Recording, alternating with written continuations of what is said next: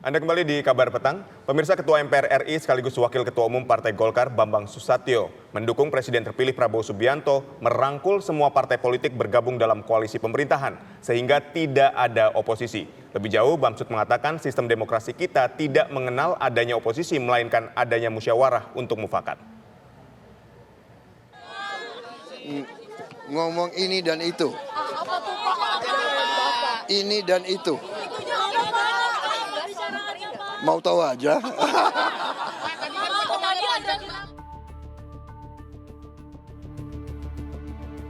Ketua MPR sekaligus Wakil Ketua Umum Partai Golkar Bambang Susatyo mendukung langkah Presiden terpilih Prabowo Subianto merangkul semua partai politik bergabung ke dalam koalisi pemerintahan, termasuk PDI Perjuangan. Menurut Bambang Susatyo, sistem demokrasi Pancasila di Indonesia tak mengenal adanya oposisi, melainkan musyawarah. Tanggal 22 nanti pengumuman MK adalah isu rekonsiliasi.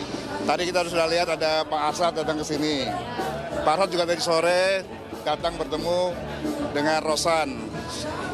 Pertemuan antara tim pemenangan Pilpres Prabowo Gibran dan Ganjar Mahfud ini adalah suatu hal yang baik. Karena sesungguhnya dua ini kan sahabat.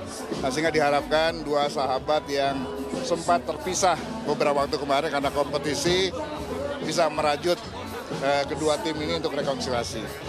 Diharapkan ke depan tidak ada lagi gesekan-gesekan. Bahkan kalau perlu kita nggak butuh oposisi kok. Ya, kita butuh gotong royong, kita butuh demokrasi gotong royong. Nggak dibutuhkan lagi oposisi. Dan saya mendukung jika Pak Prabowo merangkul semua partai politik yang ada di parlemen untuk bersatu membangun bangsa ini ke depan.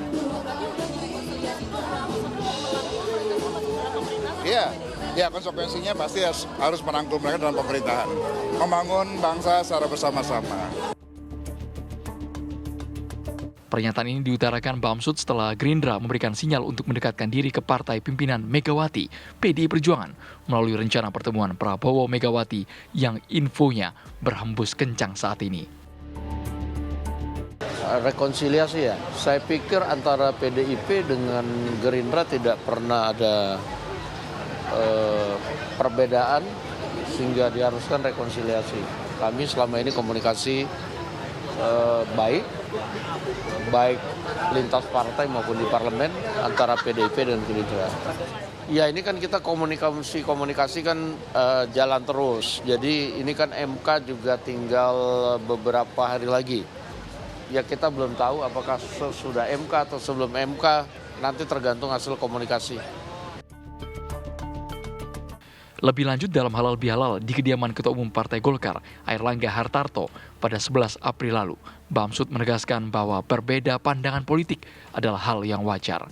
Pilpres tak boleh menciptakan perpecahan, sebab tak ada lawan ataupun musuh abadi dalam kancah politik. No hard feeling. Lantas, apakah mungkin PDI Perjuangan merapatkan barisannya untuk mendukung pemerintahan Presiden dan Wakil Presiden terpilih 2024? Ataukah oposisi merupakan harga mati yang tak mungkin ditawar lagi? Tim TV One mengabarkan. Pemirsa, Ketua MPR sekaligus Wakil Ketua Umum Partai Golkar Bambang Susatyo mendukung langkah Presiden terpilih Prabowo Subianto untuk merangkul semua partai politik ke dalam koalisi pemerintahan.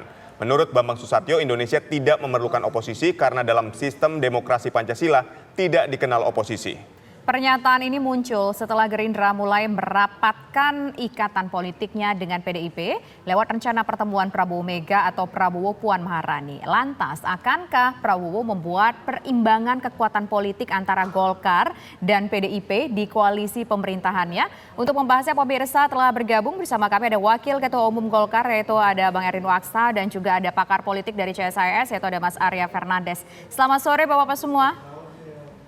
Selamat sore, apa kabar? Ya. Baik, selamat. Baik. Sama-sama Bang. Nah, pertama saya ingin ke Bang Erwin Aksa dulu. Bang Erwin, apakah memang melihat ada tendensinya bahwa Prabowo Subianto ini akan membuat sebuah perimbangan politik? Kalau ada di sayap kanan mungkin bersama dengan Golkar, tapi di sayap kiri juga ada tendensi ingin menjalin relasi dengan PDIP supaya balance. Jadi tidak menempatkan sebuah persahabatan dalam tanda kutip hanya dalam satu tempat saja? Ya, jadi saya kira yang pertama kita tahu bahwa Pak Prabowo ingin tentunya merangkul sebanyak mungkin partai untuk bisa bergabung dalam koalisi untuk menjalankan pemerintahan ini dengan baik, dan tentunya juga koordinasi di legislatif juga baik ya, karena fungsi DPR adalah melakukan check and balance, itu penting juga dilakukan, sehingga pemerintah dan DPR harus berjalan bersama-sama untuk menjalankan roda pembangunan Indonesia. Jadi saya kira langkah-langkah yang akan ditempuh secara politik dan strategis akan dilakukan oleh Presiden terpilih, tentunya akan dibicarakan dengan Koalisi Indonesia Maju yang nantinya akan tentunya diambil keputusannya secara kolegial ya. Tetapi menurut saya fungsi DPR sebagai pengawas itu sangat diperlukan dalam hal ini juga. Jadi saya kira bukan berarti oposisi, tetapi sebagai pengawas itu penting sekali bahwa DPR ke depan, 5 tahun ke depan itu berfungsi dalam hal pengawasan dan membuat undang-undang yang baik untuk masyarakat. Baik, Bang Erwin, jadi Golkar ini mendukung PDIP bergabung di dalam koalisi, ada syarat nggak Bang yang diajukan oleh Golkar sendiri atau oleh Gerindra?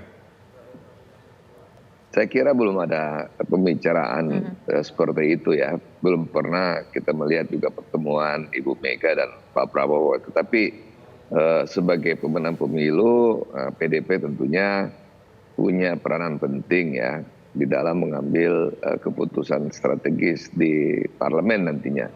Jadi untuk memperlancar program-program pemerintah tentunya butuh musyawarah dalam hal ini.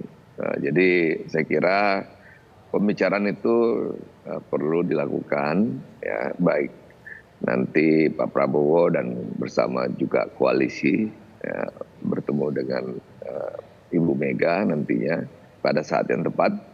Dan kita berharap bahwa pembangunan Indonesia ke depan ya tentunya berjalan bersama-sama. Pemerintah tentunya perlu diawasi juga oleh DPR. Oke, baik, sekarang saya ingin ke Mas Arya Fernandes. Mas Arya sebagai seorang pengamat melihat bahwa Prabowo Subianto tampaknya berusaha membuka semua peluang untuk bersatu berkoalisi nanti.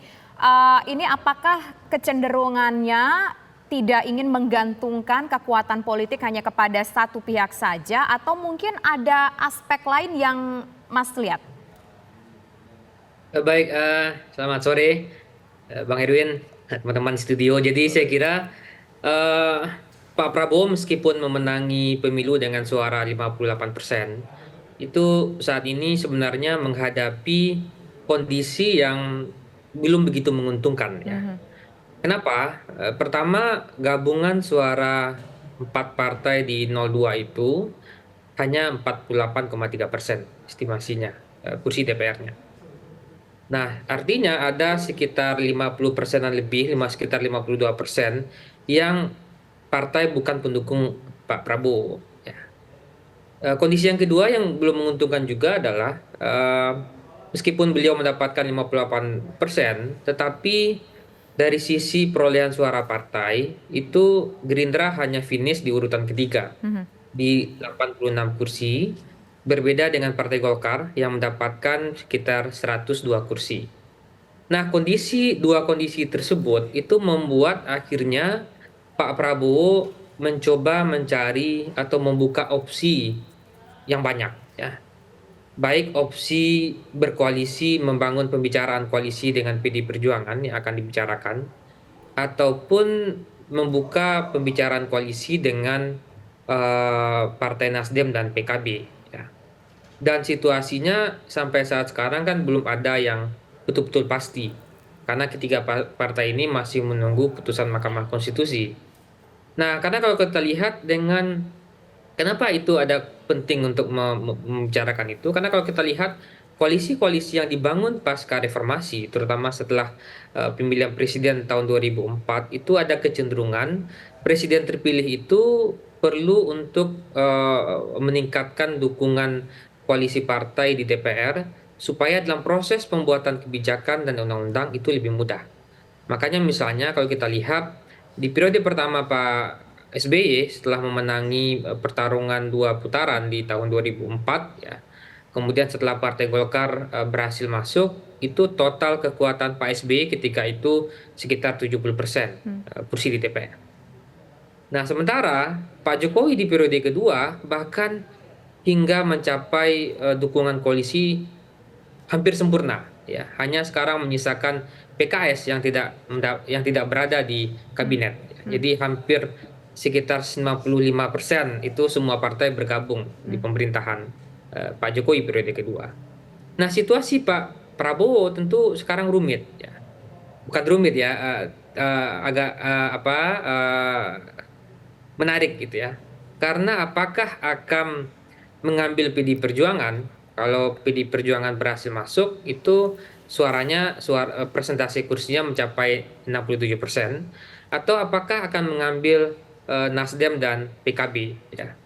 Nah, dua situasi itu yang membuat sekarang kalau kita lihat kenapa kemudian pembicaraan terkait koalisi dan siapa yang akan bergabung itu kemudian meningkat ya, karena ada kebutuhan dari sisi Pak Prabowo untuk mengamankan atau mendapatkan dukungan di atas 50% kursi di DPR. Karena saat ini gabungannya hanya 48%. Dan dengan posisi Gerindra bukan sebagai partai pemenang pemilu, tentu tidak mudah juga bagi Pak Prabowo maupun Partai Gerindra untuk menjadi kingmaker di koalisi. Karena Gerindra hanya dapat 86 kursi. Berbeda misalnya dengan Partai Golkar yang mendapatkan 102 kursi. Itu dulu sementara. Baik, Bang Erwin, jika Anda melihat tadi kan dikatakan kekuatan saat ini dari koalisi Gerindra dan Golkar dan di 4 partai ini kan sekitar 48, sekian persen. Koalisi mana atau partai mana yang kira-kira paling berpeluang besar untuk diajak bergabung dan menguntungkan koalisi yang saat ini ada? Saya kira itu menjadi keputusan pimpinan nantinya. Yang jelas pasti tentunya kita berharap platformnya sama, ya. Tentunya platformnya sama, melanjutkan dan juga memperbaiki. Dan yang paling penting juga dalam hal koalisi ini juga kita berbicara tentang bagaimana masa depan bangsa ya dengan baik. Jangan sekedar tawar-menawar kursi kabinet dan tentunya posisi strategis di parlemen, demikian. Jadi saya kira pembicaranya harus berada di tingkat tinggi ya dalam hal ini. Kita berharap bahwa koalisi yang bisa masuk tentunya bisa menjadi penyeimbang dalam hal ya, sosiologi, ya, terus kemudian juga demografi dan tentunya secara aspek religius juga ya. Nah, itu penting juga. Jadi saya kira hal-hal tersebut harus dipikirkan.